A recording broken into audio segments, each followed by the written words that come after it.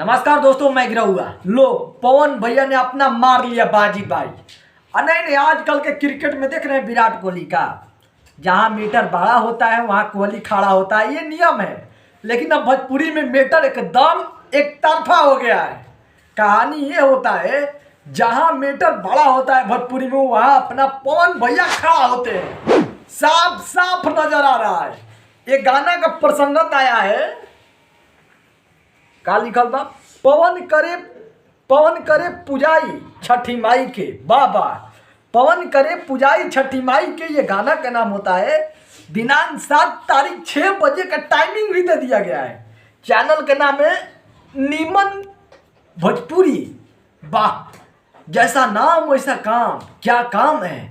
हे प्रभु, हे देवा, ये तो पवन भैया ने कमाल कर दिया। अच्छा, पवन भैया के साथ साथ खुशबू जैन, देखो भाई, एक बार गाना गाए थे, क्या नाम है उनका, सोनू निगम, पवन भैया और खुशबू जैन ने, तीनों लोगों ने मिलकर गाना गाया था छठ पूजा का।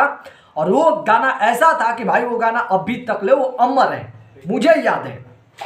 और आज भी पवन भैया जो छठ गाना बजता है, वो गाना भाई सही में पारंपरिक चीज होता है। एक बार सुन लीजिए, आपको बार बार मन करेगा को सुनते रहें। हम तो अक्सर अभी भी ब्लूटूथ लगा लेते हैं और पुराना छठ गीत विदाउट पर्व के भी मैं सुनता रहता हूँ, मुझे अच्छा लगता है।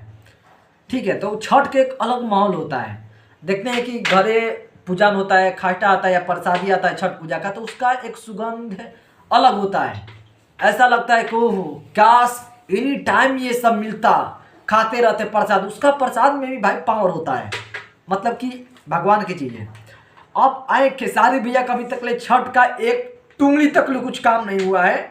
शायद कहीं गाना और के बारे में कहीं राइटर साहब लोग सोच रहे होंगे, लेकिन यहाँ पर पवन भैया ने डाल दिया डेरा। दिनांक 7 तारीख 6 बजे नीमन भोजपुरी पर। फिलहाल हम मिलेंगे कल, आपका भाई चलता है। ठीक है, नमस्कार।